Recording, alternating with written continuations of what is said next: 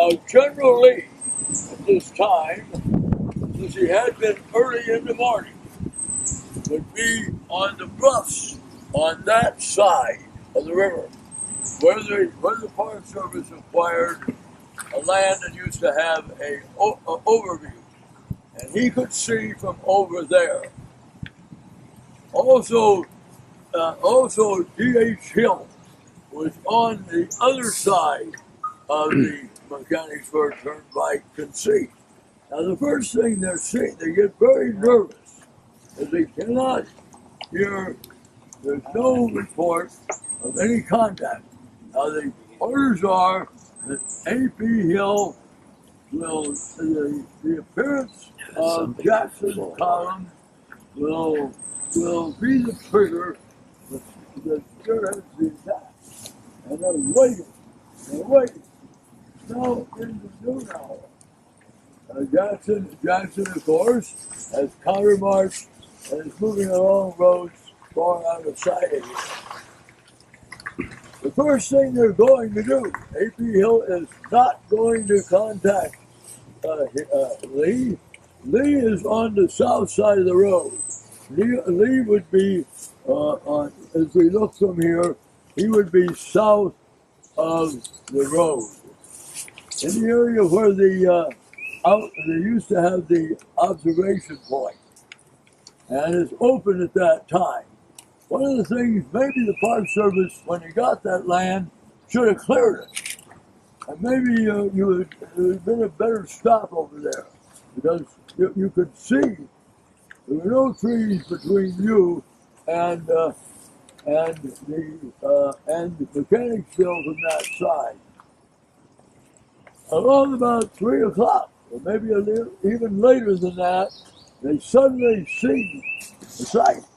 They're going to see the 7th Pennsylvania Reserve, and they're retreating, of course, because they had been watching the bridge we crossed on. They've been watching there.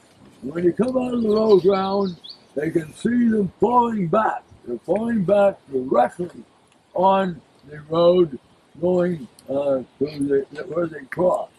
And a skirmish line, and then they know something has happened big, because they now see Hill's men come into view as they move across the open ground. That shows how open it was in front of this area here. And they'll be watching as the Union troops of the 7th Pennsylvania are going to fall back through Mechanicsville, follow back along the then historic road. Remember, we're standing on the historic road. The road did not go where we came in here at that time. And it's open field over there. And of course, the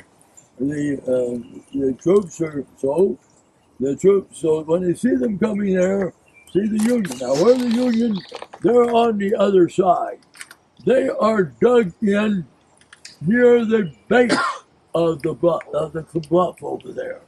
They are, thus, if I was standing here and a Yankee was over there with no trees, he could plug me right here. The trenches are at the base of the bluff over there. And you can see what formation the Pennsylvania reserves are, running from left to right. Seymour is in command over there. Seymour is a West Point graduate, marries well, and is a pretty good painter. He'll emigrate to Rome after the war and paint over there, so he has some talents. He has more talents probably as a painter than as a general. I'm not very high on Seymour as a general. And of course, they have the artillery is on the high ground behind them, and they've got lots of artillery over there.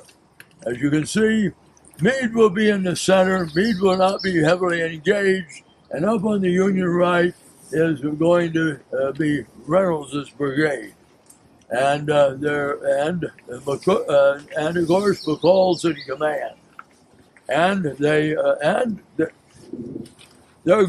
artillery is going to see those Confederates long before they start dropping off this bluff here to cross.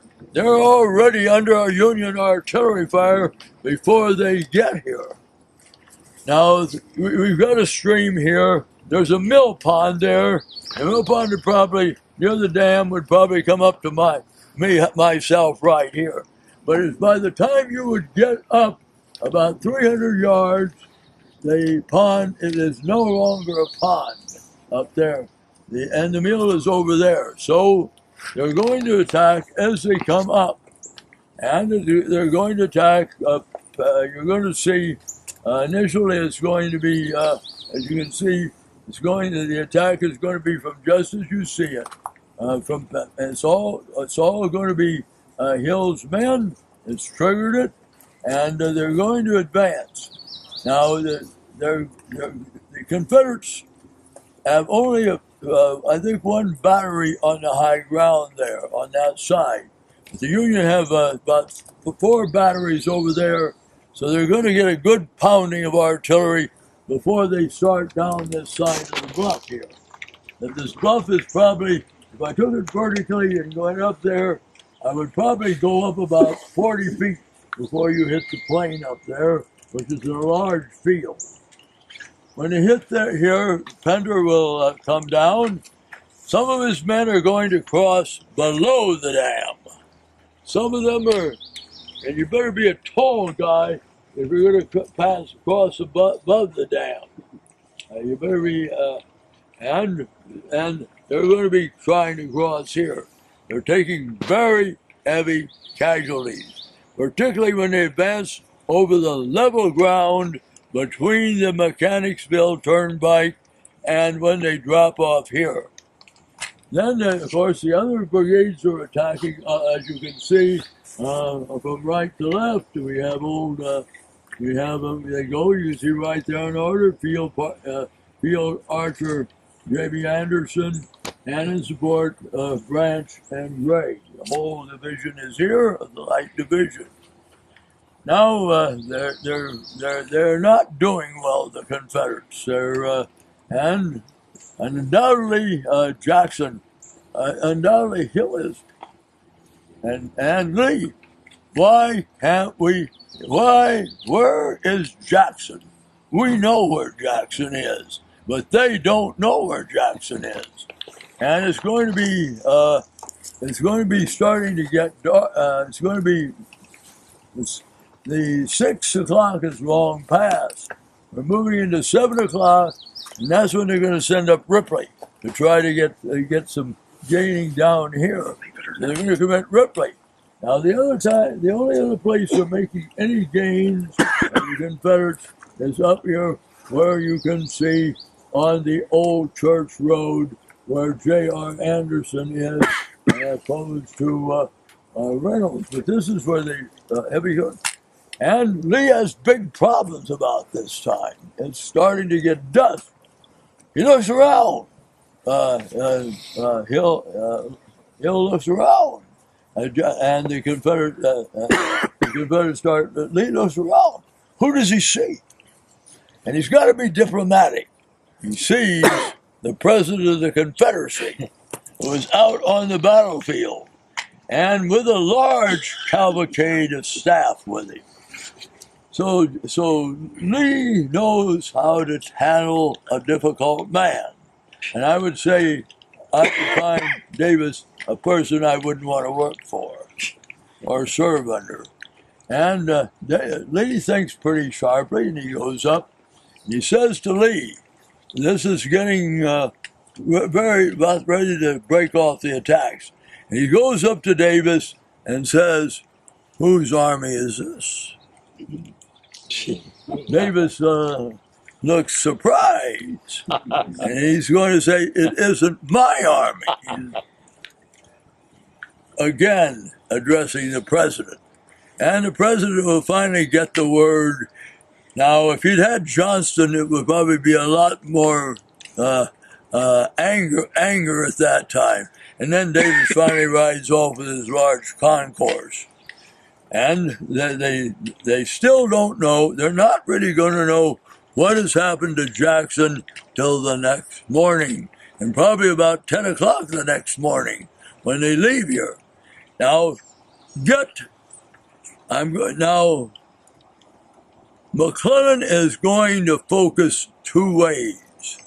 When he learns of the repulse, he's up here. He comes up to the Gaines house, and he's going to say, as he sees these dead and wounded, most of them Confederates, and he's going to get very up.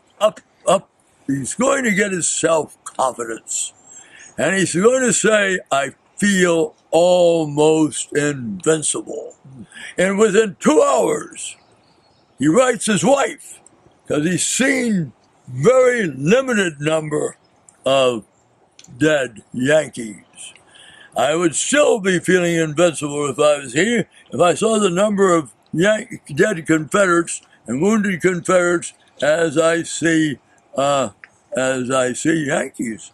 And then he's going to write his wife and talk about the horrors of battle. He's going to talk about the dead and the wounded.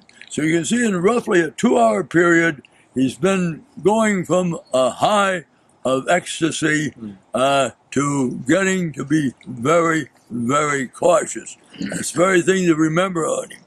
McClellan does not like this. I'm not saying he should love to see dead soldiers. He does not like to see dead people. A compassionate man. He's a compassionate man. Now, where's the next big battle after this? This is a bloody one, the next one. He is there long before the fighting starts at Gaines' Mill. But he's still on this side of the Potomac, he's still on this side of the James River. And when the next battle isn't as bloody, it's going to be the battle of, the next engagement is going to be Savage's Station. He's going to be at Savage's Station at the beginning of the battle, after warning them, we're not going to stay here, we're going to continue to retreat. Where is he at the Battle of Glendale? On a gunboat, out in the river. Where is it at the Battle of Mervyn Hill? On a gunboat, out in the river. He just doesn't like to be around. And what tells you this first letter he writes his wife, he's in the wrong profession. He's in the wrong profession. A guy that would react to that on seeing what happens in war, he's in the wrong profession. And Malvern Hill is probably the worst. Lee, if McClellan had any guts and attacked after Malvern Hill on the morning of the second day of July, undoubtedly with the condition Lee's army in, they would have gone right into Richmond. I can see where the president's going to get very urinated off. And when he comes out that thing and says that Beauregard is here with thousands of men. So I would say I would make the biggest indictment you could make of McClellan. He's in the wrong profession. Or better go see a psychiatrist. Too busy fighting Lincoln and getting his he said he's too busy fighting Lincoln and trying to get his reinforcements. Well, but he's picked on and picked on. But how can a man change in 2 hours from writing his wife and says, I feel invincible? Yeah. The next thing he's writing her 2 hours later, after he's seen lots of dead men, lots of abandoned equipment. The abandoned equipment, you haven't looked at it close, but most of it's abandoned Confederate equipment. I would say this would give you a good idea of what type of man is going to be commanding you in a battle here if you're a Union soldier. Well, they like him. They think he takes care of them, but he's in the wrong profession in my mind. Yeah. We have a few minutes? Yeah, we have a few minutes. Okay. Ed, did you have? Yeah. One thing to keep in mind that although Lee will suffer a tactical defeat here at Beaver Dam Creek that night with Jackson on Fitzjohn Porter's flank, his plan will still work. Yes, initially, McClellan is very excited. He's achieved a victory. But Then word comes that Jackson's on his flank, and even though he won the victory, that night he will order the Federals to retreat away from here, away from this position, to another strong position that we'll be heading to in just a bit. I'd like to read a quote, actually a letter, that was written by a soldier of the 1st Pennsylvania Reserves. He wrote it on June the 13th back to his hometown paper, which published it on the 20th. He went on to say, "At present, McClellan is gathering a large force around him. Several divisions have preceded us, and no doubt the coming battle will employ more troops than any recorded of modern times. By the end of the week coming, we shall know, the world, whether Richmond is to stand or fall, or whether there will or will not be a Southern Confederacy. Before this reaches you, the eyes of your readers, the great transaction may have been performed, and some well known in Carlisle probably will have passed from the company of their comrades." That man, W.H. Quigley of the 1st Regiment Pennsylvania Reserves, was mortally wounded in action here on the 26th. Mike, Yes, I'm right here. let's have your I comment. wasn't hiding on you. The heaviest attacks, Confederate attacks, occur on the ground you're standing on. First, 2 regiments of Bender's North Carolinians, and then 2 regiments of Roswell Whitley's brigade will come forward on the same ground, across the open fields, down the slopes, on either side of the crossing here, some below, some above, and they will be slaughtered on the ground that we're standing on right now. 2 regiments in particular, some of the heaviest fighting. One was 1st North Carolina of Ripley's, and they lost something like 170 men. But it was the 44th Georgia that took the heaviest casualties. More than 300 of those Georgians in the 44th fell, killed, or wounded, including their commanding officer, making attacks down the slope. Some of the men actually reached into the water and were trying to push their way across. But Union artillery and infantry had such a strong line that they stood no chance. When darkness finally closed out the fighting and we went to reconcile their losses, Confederate casualties numbered a little over 1,400. Wow. Half of them were right there. It was the other 1 mile stretch above us that it took to accumulate the Federal casualties were a little more than the 44th Georgia, in the 300s. In the 300s. 1 regiment equaling 1 entire division on this one field. So you can see this is not a good way to start. It was not, and it was never, I don't believe it was never intended. The whole maneuver broke down as soon as Jackson's troops did not reach what others had expected. Jackson was the key. His movement was the key. That would unlock all the other movements. Branch, AP Hill, DH Hill, Longstreet. All of those guys were key to Jackson reaching that position. But remember, I spoke about it before, and I'll say it again. There was one message from Jackson once he initially got across the Chickahominy. There was not a single communication between those commands after that point. Hill, AP Hill, from Jackson, from Lee. You want to start at the top? Start right there. They are not communicating. They are not sending out riders, couriers to find out what's going on. And that completely disrupted Lee's plans. For it was never intended to attack here. It was intended as a turning maneuver. keyed on Jackson getting around Porter's flank. And that didn't happen, everything else. And the noise of the fighting is obvious to Jackson, because it can be heard by some of his men that the fighting is on here. And what was is that he knew the trigger was his mission has to be on the high ground above the drainages that drain into here. He's exhausted. Is that a good excuse? If he's exhausted, he should have turned over to another guy who wouldn't be exhausted. But he's exhausted. He does it a couple of other times. The man is physically exhausted. I think in a modern army, it would be reported up to higher command through the shrinks, and they would imagine in the American Army in World War II, a man in that condition, they would have relieved. Not just for the day or just for a couple days. Yeah. Yeah, just temporarily relieved. So if you're looking for the point where McClellan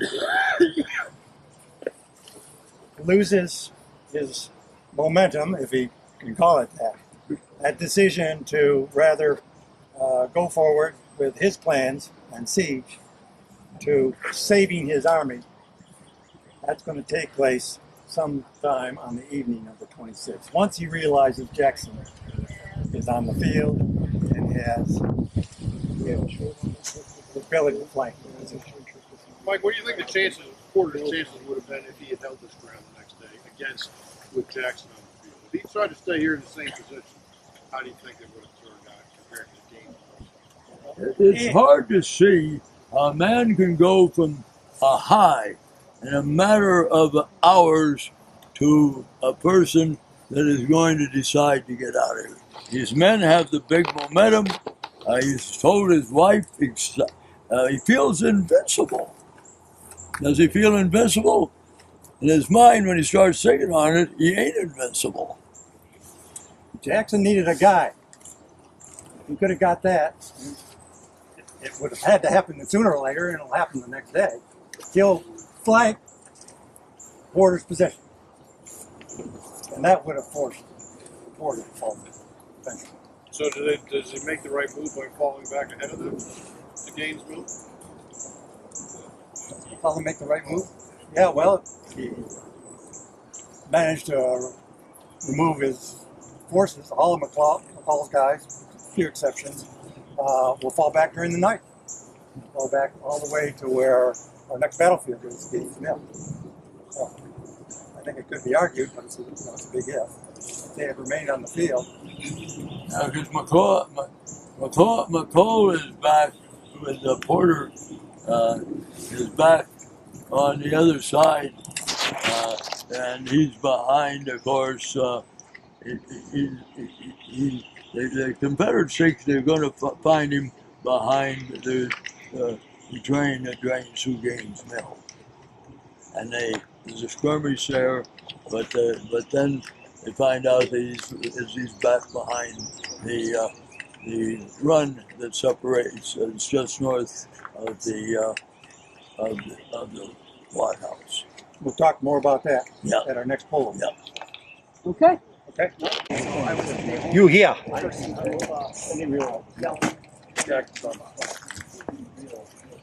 That McClellan says you need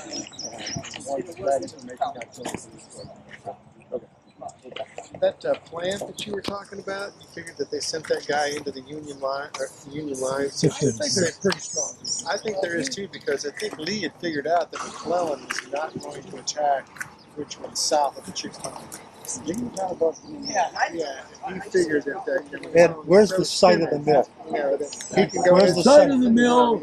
All right, the site of the mill now is going to be on the water. It's going to be if you walk this trail here where the road was, and it's going to be just when you start up the slope. Okay.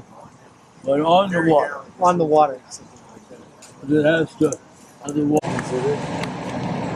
I mean, it's not of course, but Federal victory, they still are going to retreat because Jackson is on their flank, and they find that out. They realize that their position is untenable, and so they begin to abandon this Beaver Dam Creek line and begin to fall back to a new position closer to the Chickahominy.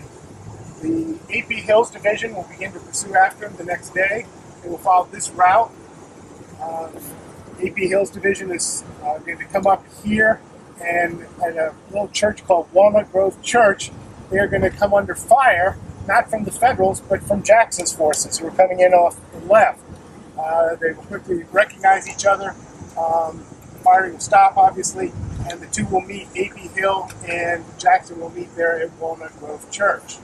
There's also a Was anyone killed from that fire? friendly fire. From the friendly fire, I'd have to check and see. I don't remember if they were wounded or not. I don't know if anyone was killed. It happened, but it was not significant, or Correct. Okay.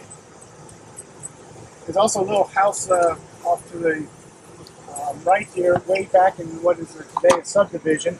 There's a historic home, and I think it was Hill.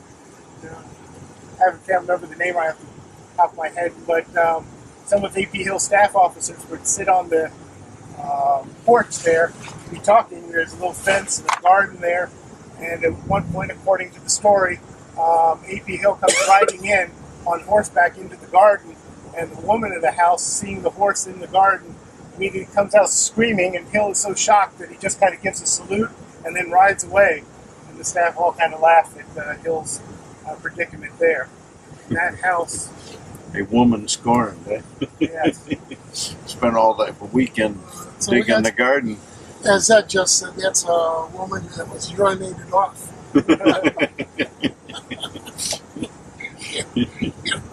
He's actually changed. Have me describing the scene here.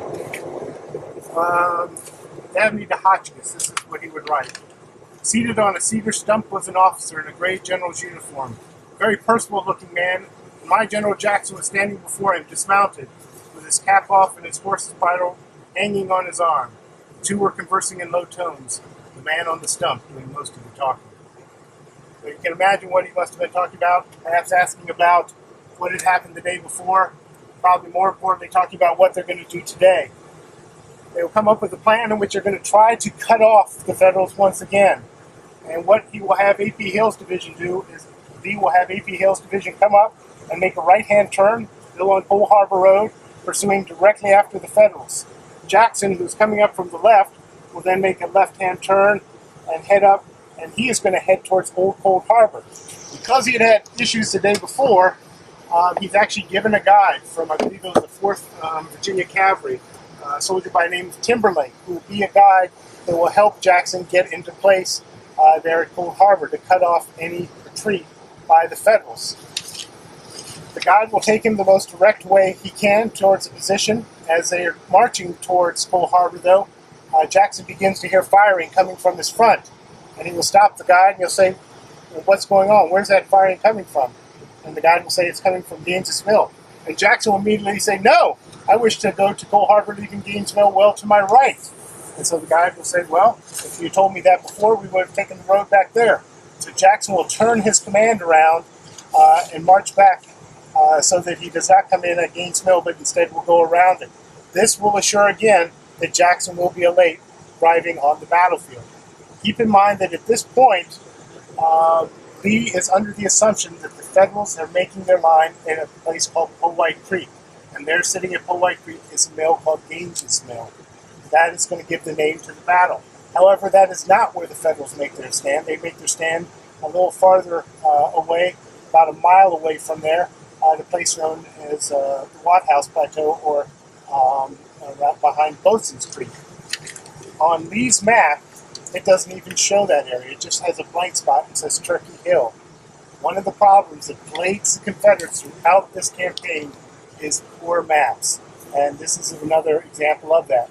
Lee looks at the positions that the Federals might make a stand, and he sees Powhite Creek. He says that's the best spot.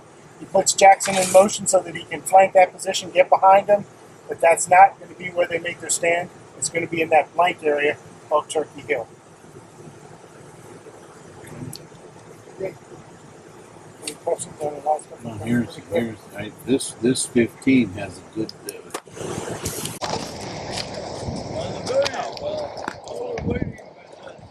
Going to take the brigade commanded by Wofford, which includes the three Texas regiments, and they're going to. They're sensing here because of several of the attacks, particularly Wilcox, have made gains in here, but there's no breakthrough. So it's going to be the Texas Brigade, or the Wofford Brigade that leads it. It's going to make the breakthrough, and that's there's, up to this time, there's just been the Freeman monument there for it, and they owned the land only between the thread of the stream and the field on the other side, as you know, and there are not many monuments here on the park, so that's they formed the Texans up there, all off to the 18th Georgia. They formed them up, and they're going to have. If you've been over there, they're going to have a ravine morning in the afternoon. But he will, before he leaves here, send orders for Slocum to advance his division up here. So Slocum's division will be here almost from the beginning of the Confederate attacks. Then he will send up two regiments from two brigades from another regiment, but they will only be present to mop up Union prisoners. That will be another favorite popular brigade is Mahar, and there's going to be another brigade out of that division, but they're not seriously engaged. But I'm going to say that Slocum's men are going to be just as heavily engaged as they are. Now, this man is the colonel of the 16th New York. He has a wife. What is he going to? His wife is going to buy all the men hats like that. Straw boaters. They'll all be straw boaters. And that New York colonel of the 16th. Yes. So that regiment is in Bartlett's brigade, and it comes out of Slocum's division. So they can also have one, and the Confederates kind of like gathering up those straw voters. Anything. So, but the attack is going to be gallantly carried out. Gets lots of publicity. It's going to break the Union line. Up to this moment, the Union is winning a battle. Now, this battle is going to be very, very bloody. Now, the Confederates in the Battle of Cold Harbor, this is going to be the bloodiest battle of the 7 days. The Confederates are going to have almost 8,000 casualties here. Now, the Confederates cannot afford battles like this, because the Confederates, out of their army in the Battle of the in the fighting here during the change of base, they're going to lose 20,000 men. They cannot afford to do that, because almost all the Confederate men are going to be either KIAs or badly wounded. They're not going to be a large number of prisoners. The Union are only going to lose 10,000 men. You cannot win a war like that. Large numbers of Union are prisoners, but this is going to be the key battle. Think if this breakthrough hadn't come, they would not have this victory to hang over them, because they probably would have been, if they'd lost this battle, they would not ever have been a Maverick Hill coming up. Keep in mind that the initial Confederate assaults will take place farther off in that direction, with A.P. Hill's division initially hitting Maxcy Gregg's brigade, pushing forward. Initially, when they came up, they thought that the federal position would likely be behind Owhite Creek, where Gaines's Mill is located. But very quickly, they found out that there was only a rear guard there. The Confederates continued to push forward, and all of a sudden, they find The Federal Army is not behind Powhite Creek, but behind another little creek called Bosun's Creek. And if you take a look at Robert E. Lee's map that he had at the time, it's just sort of a blank area right up here. It says Turkey Hill, so he probably never even realized. I doubt it because they don't have a good map of this area to the next year. So And that map, I don't think the one that we have the next year even shows. So they will begin to launch attacks against this strong position. Yep. Keep in mind that the Federals are on high ground. They had their line shaped in a crescent facing to the west and to the north. And on the part that we are facing towards, they have a tiered defense. So they have 3 lines. Let's see here. We have 16 and 17. Map 16 and 17. And we would be where? Yeah, 16 is particularly good. Map 16. We go to 16. We are where Longstreet is attacking. So the attacks begin off on the right. Federals have that line stretched for, like, say, 2 miles facing to the north, facing to the west. On this part of the line, they have a tiered defense, so 3 lines of infantry plus artillery support. Keep in mind, as wooded as you see it now, it was not as wooded at that time. It was more of an open woods, so they could see to the fields beyond. This area would have been open as well. So a tremendous field to fire. So you can imagine, once Confederate units start entering the fields over there, they start to be hit by that fire. First from the artillery and then from the infantry. And each time they make it maybe a little bit farther, they're stopped. And one of the big flaws to their attack is that the Confederates will stop and engage in a firefight. And who will have the advantage in that? Well, the Federals will, of course, behind their strong position. So each time the Confederate attacks are beaten back. Longstreet's division will eventually come up on this part of the line. He will think about making a feint. However, Chickahominy is just off in that direction, and he can receive fire from Federal artillery that's on that side. They could break into it. We're on the south side of the Chickahominy. Take a look at your map on the south side. You'll see those guns. They can rake into Longstreet's division. So when he does make his attack, he won't make just a feint. He'll make a major push. They will push towards the Federal position here. They'll attack up towards a piece of ground held by Butterfield's brigade. Butterfield is with Morale's division. On the extreme left. The extreme left of the position will be Butterfield, Martindale, and then Griffin. Those 3 brigades for Morale's division. One of the soldiers I like to follow is a man by the name of Jones, who is in the 11th Alabama. He is asked to, or he picks up the flag after the color bearer has been hit, I believe, 13 times. He picks up the flag, he starts to carry it forward. He's hit in his arm. He still continues to carry. He's hit in both legs, but not breaking any bones. He's finally hit in his other arm again, too, but he wants to continue to carry that flag. They won't let him, but he asks for it to be strapped to him so he can continue forward. But they won't let him. That flag, again, will be seen at Glendale, too. Just 2 days. With another incredible story around it. They will attack Butterfield's line, eventually capturing that part of the area. Butterfield himself will earn the Medal of Honor for his activity here on the field that day. You always have to be suspicious of these Medal of Honors given in the 1890s because officers were not eligible, and when they purged the list in the 1890s, they allow officers, if they're alive, if they're dead, they ain't going to put in for it. But if they're alive and breathing and walking around on this earth, they'll get some documentation. So, like Joshua Lawrence Chamberlain gets his Medal of Honor only because he puts himself into it and gets it certified. And you can go, almost every of those officers get them because they put themselves in. Now, if the guy dies, he ain't going to get it. He could be doing far better than Chamberlain. If he dies, he isn't going to get one. You always have to be suspicious of officers who are getting medals of honor in the 1890s because they initially purged the list and then they went back and so the people that were officers or enlisted men.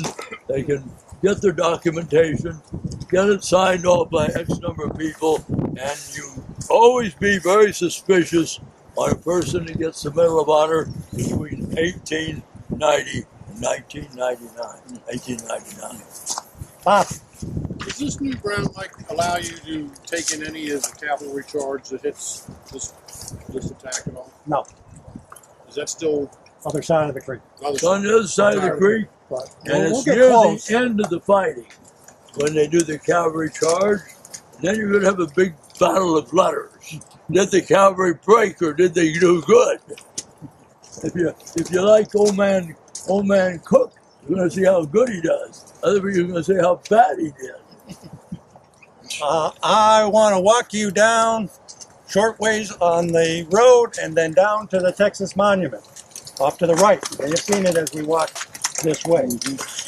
We're going to meet there. Next stop. So how much is Ed. Land. Got him? Easier to find them. And I want you to go just below Archer and find a little rectangle of brown. If you're colorblind, get a neighbor. Find that little triangle of brown. Yes. You are standing on that triangle. Which way is north? Thank you. I would sit there. North. That's the direction of the Confederate attacks coming towards us from north to south. And we're going to follow this little path down here to the bottom of the creek where some of these troops, especially Hood's troops, are going to break the Union line. It's a short walk. Up a long pair? Steps involved in the trail, so take your time, and we're going to regather again once we're at the bottom of the creek. Is this new property, the trail? The trail is, yeah, this was with the Richmond Battlefield Association until not too long ago, just a few years. Okay. And it was joined in. And that property we were on, you found the brown, and right to the left of that, you see that massive blue? That massive blue is the trust property. That's the 230-some acres. That is a big pot right over Is there. all this saved? Now, there's different things saving it. Some Park Service, some's labeled trust, some is in the park, some isn't in the park. There has been a tremendous preservation effort at Gaines Mill, bringing in hundreds of parcels, and it's still running How did that house manage to be built? That brand new house? because it's part of that field over there. That's private property. Oh, okay. The field's private property. Okay. They don't want to sell. Okay, got it. Keep your fingers crossed they will. We talked about the Union defenses. In some places, 3 lines of entrenchments, earthworks, one behind the other, stretched up to the top of the hill. Behind the hill, in many places, batteries of artillery taking advantage of whatever openings there were in the ground cover to fire through and over our heads and into the advancing Confederate columns. But for just a few moments, I want to spend some time talking about the attack of Hood's troops. Actually, 2 regiments. 2 regiments, about 1,000 men. 4th Texas and the 18th Georgia to make this attack. Hood arrived on the field late that day. Some of the last of Jackson's troops to reach the field. They were quickly spirited over into this area, this flank that had suffered so much damage. First by A.P. Hill's men, then Longstreet's trying to cross the same ground and unsuccessfully before Hood's troops arrived. There was a meeting at that Cold Harbor intersection we drove through called New Cold Harbor. Hood was there, Whiting, his division commander, was there, and Lee was there. And as Hood recorded it in his memoirs, there was a short conversation. Lee, in effect, said, "Can you break their line?" And Hood's response, "I will try." And with that, he began the movement of his troops in position. One of the things he did is started to look for the best, really, approach And where he was in the woods at the time, and it just didn't look right to him.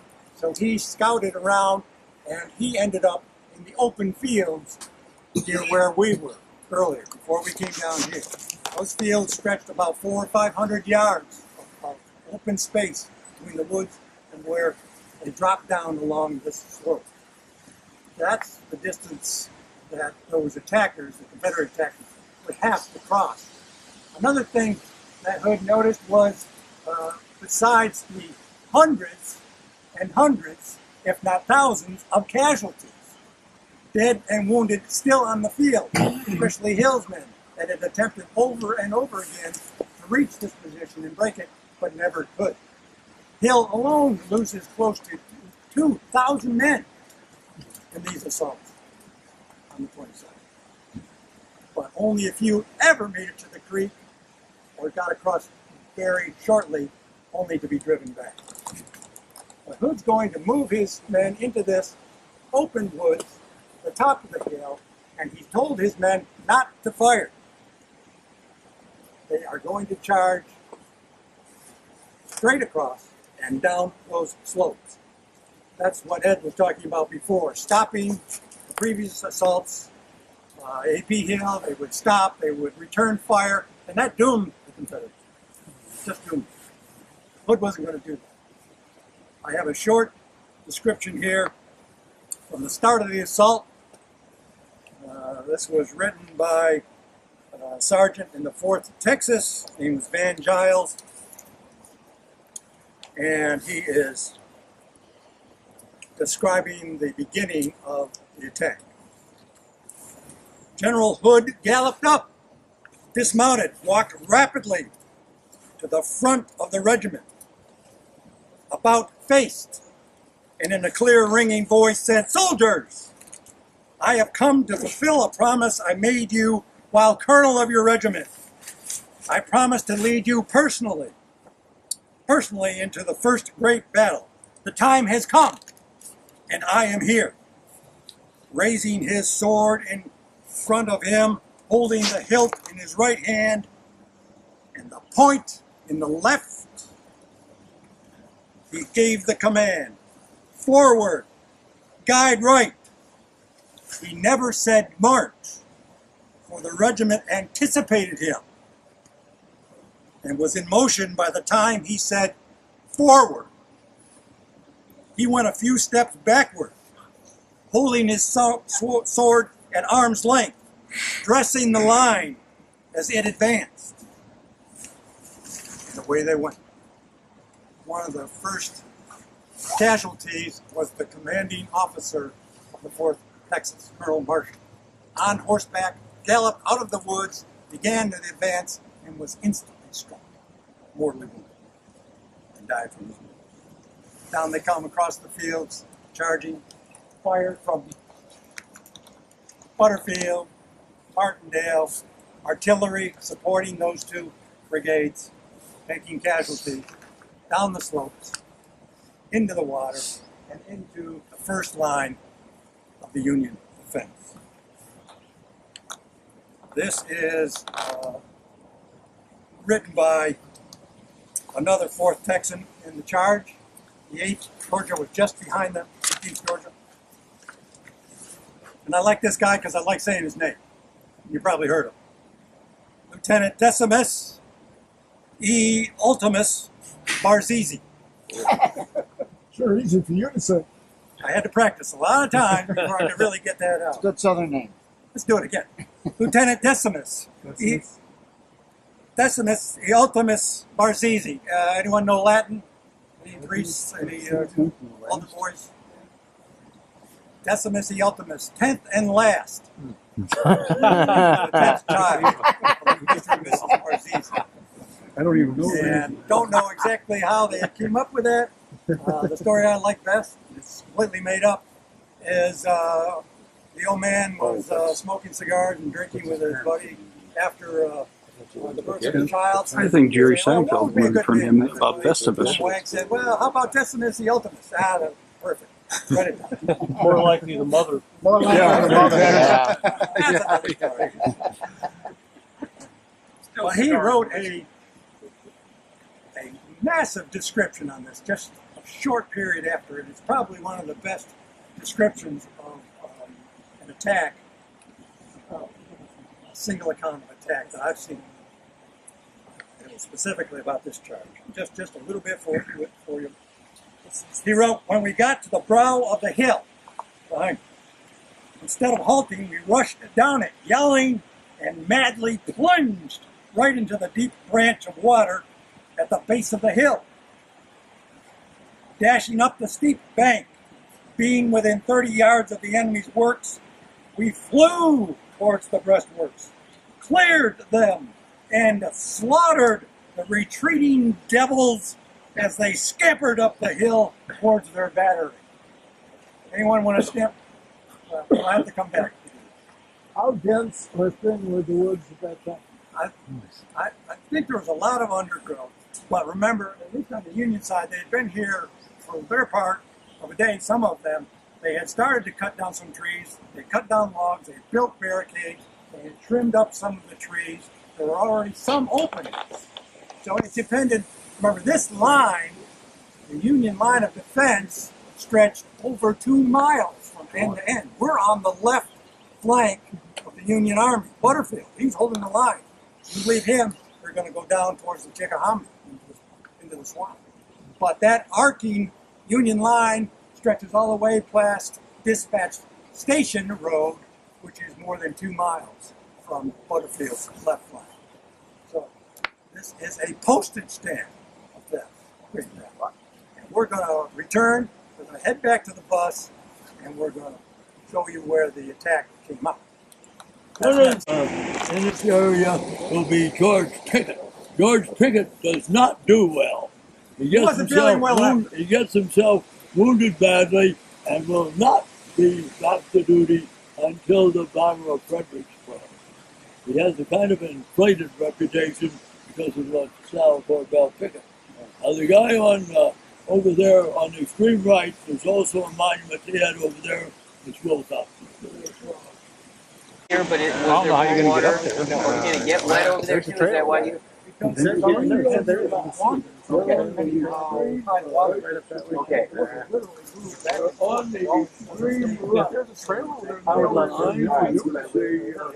The candidates for the Purple Heart, one of them goes down. Well, one of them walked right through the water, so I think he's getting boots. I don't care. He still walked right through He the walked water. right through the water. He walked on that's, water. That's as good as you get. Well, he didn't walk on the water. He He's not that sank. good. Yeah, he sank. He didn't walk on the water.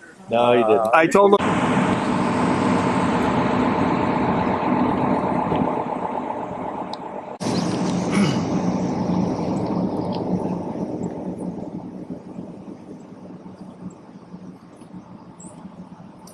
Springfield Plantation, home to widow Sarah Watt, She had granddaughter 28 slaves, I guess, this lady here. Mary Jane Haw, and a maid. Yeah. It was a typical Hanover County plantation of several hundred acres with some 28 slaves. Grains, potatoes, and livestock.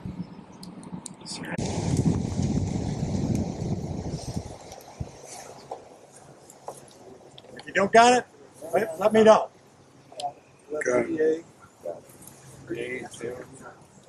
I see Watt. I see Martindale right below the Watt House. Okay, Martindale. Martindale is right below the Watt House. Martindale the Cool. Yes, I have Martindale the Cool. There's the Watt House. And we walked east, just a short distance. That's right at the edge. Took place. All right, we're moving toward the 7 to 8. It's on the climax of the attack. We have the advance of Hood's division has taken place, and here we have Wilcox is sweeping in against Butterfield's extreme left flank. So Wilcox, his men have put a monument up over there, and you usually come up that monument. You go up to that monument, you come up on the hill, you walk to the left, and you get to look over the bottoms. You're looking over Powhite Creek bottom.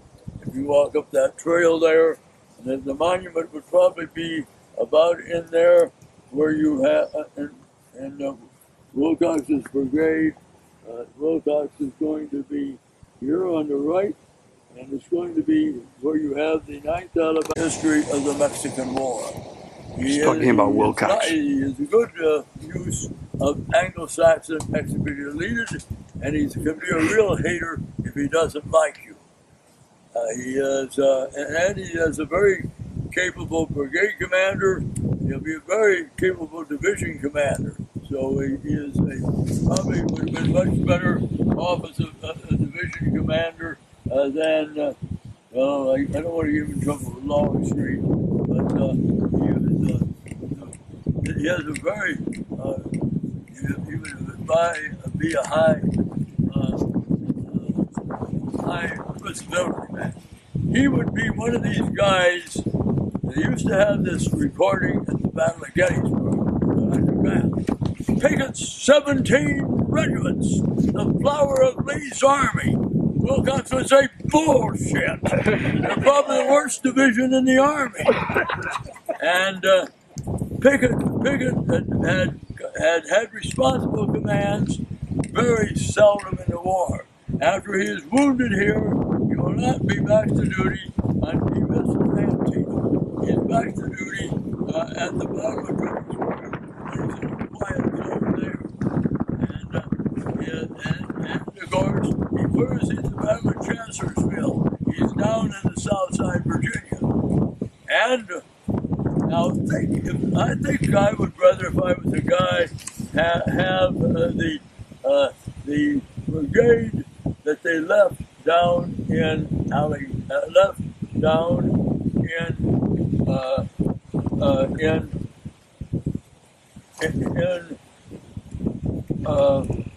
Petersburg.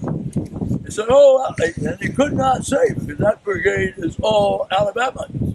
They could not say 17 Virginia regiments. If you throw in courses, you can see 21 Virginia regiments, and that wouldn't make them any better yet.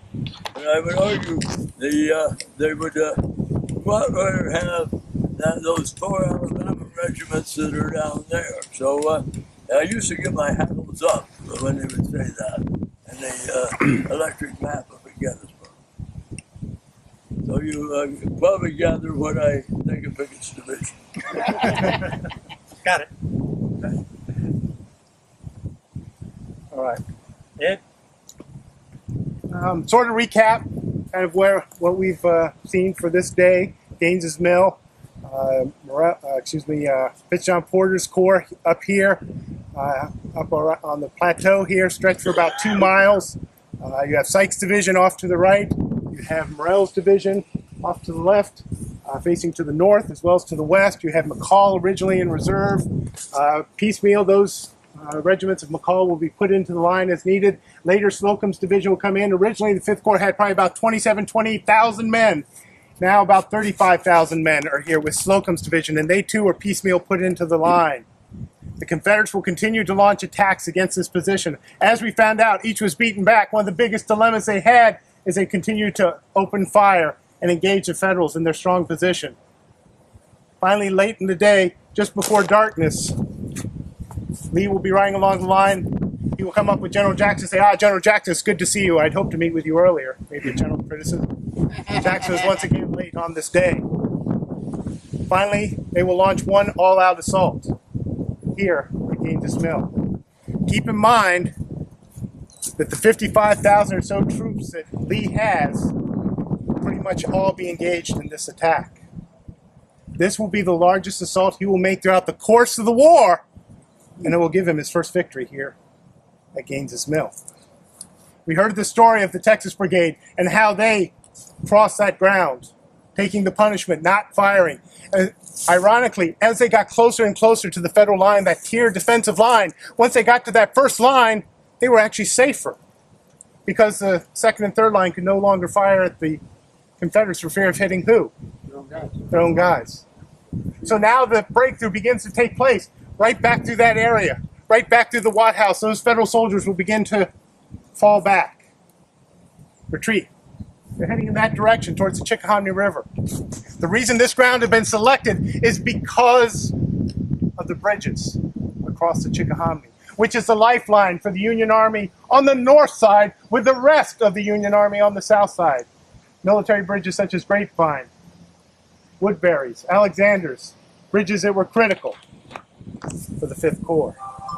They begin to retreat in that direction, and all of a sudden, the Confederates who had broken through receive artillery fire. Keep in mind, in 1862, these trees that you see were not here. It was open. And there was a line of 16 guns. You see that little ridge right over there? That was the final line of artillery for the Federals here. And now they begin to blaze away. You can imagine what it was like for one of those Confederate soldiers who had made that attack, who had crossed that ground, who had taken the punishment, who had negotiated the creek, who had come up the hill, who had broken the lines. Finally, you think it's over, when all of a sudden what has to happen again? You have to make another charge. Now to silence this artillery line. I noticed the map maker has made a considerable error. There are It does several. not show the Union cavalry, which is going to charge, and you're going to have the infantry and old man Cook firing salvos at each other for years after the war, because the infantry are going to claim we wouldn't have lost a lot of our prisoners if the damn cavalry hadn't. That cavalry charge started somewhere back there. It has to be in there, because it has to be in the area up where you can embrace the Confederacy. As I mentioned, the artillery is blazing away. The elements of the Texas Brigade go right by the Watt House to capture those guns. And as Ed mentioned, this is when the United States Cavalry come up on the scene. About 250 members of the 5th U.S. Cavalry are going to launch a storybook-type cavalry charge to try and draw attention away, try and save those guns. One of the members of the 4th Texas wrote this: "Remember the 4th Texas Infantry facing the cavalry charge. Remember that the ground began to tremble like an earthquake, and we heard a noise like the rumbling of distant thunder. To hear the trumpet sounding the charge, to see the squadrons coming towards us at full speed, and to see their sabers glistening in the sunlight of the dying day like a flame of fire from heaven was a spectacle grand beyond description, and imparted a feeling of awe in the bravest of hearts." Now, the big cavalry defender will be Merritt. Merritt is one of the fair-haired boys. He'll be a big, as a post-war, when they write the battles and leaders, Merritt will be defending the cavalry against the attacks, slings and arrows of the infantry. If you want to read about it, go to Battles and Leaders. Cook, Porter, slamming each other back and forth, fighting out the battle once again. Confederates, though, would immediately know with that sound what was happening. They would stop, form line of battle, lower their rifles, and open fire on the cavalry and crush the cavalry charge. And now you have riderless horses going in different directions. Darkness now begins to set in. You remember, horse is a lot easier to hit than a man. The organization of the assault, how many lines? Or is it a brigade front, division front? They organize Organized? Yeah. There was no organization. But when they start out, they don't have between various units. They're not like 100 yards. They're all in the front line. I don't think it is a picture-perfect type of charge in any way, shape, or form. It is a very... I think it's a disorganized. So they're converging. They're actually probably I don't think they're going shoulder to shoulder the infantry when they're pursuing. They're sort of open order. Open order. Now, also interesting here, what we got, the pretender to the throne of France is here with his 2 nephews, and they are attached to the headquarters of Fitzjohn Porter. They're going to be viewing it near the Watt House, the breakthrough. And one of the princes will do some pretty good artwork you want to see what it looks like, get the battles and leaders. Get the timeline series that focuses on this campaign. They're not bad pictures at all. 3 batteries, as Ed mentioned, on that note. 16 guns. All captured. 9 captured. What? Somehow, 9 were captured. How they got 6 off is still a mystery. Yep. At least to me. Of the 3 battery commanders, all 3 were wounded, and 2 died from their wounds. To heart. And the Union, the infantry letters are going to be very unhappy because we got a lot of guns. They would have captured a lot of guns. I don't want to leave, and I'll let out of respect for this farmer and thoughtfulness, this is what I can see here. 7 to 9 years of corn. Those of you who have planted corn like I have before, I'm not a farmer, but I do love agriculture. So could we please watch it? Please watch Some your of step. us are stepping on it. Thank you. This is private property. As soon as we cross that hedgerow, we walked on to the Adams farm. Yes. And the answer is yes. It's the same family that owned this property. It has to be at least 4 generations from the older 1840s and 50s. It has to be 4 generations. They're very kind to allow us to come on their property and to see what is. You show me a battlefield that is more unspoiled than what you're looking at. This is 600 acres. Now, You're only if the seeing a Forest Service section of owned it. this property, they would be putting it. They'll either have to put it in a special use permit to get the crops grown, or they're going to have to let it grow up. If the Forest Service owned this property in the financial state they are now, how many FTE you would have to? You would probably have to keep these fields open. You'd have to have at least 3 FTE. The historical group, and I thought at the time, as I've said 100 times since, that the consultation might be selected for a grand national payment. The crisis, the hour, the adjuncts, and renowned participation peculiarly fit for pictorial commemoration. The young commander sat in a chair in full uniform uncovered. Heinzelman was kneeling, earnestly speaking. De Jonesville sat apart by the fire examining a map. Fitz-John Porter was standing back of McClellan, leaning upon his chair.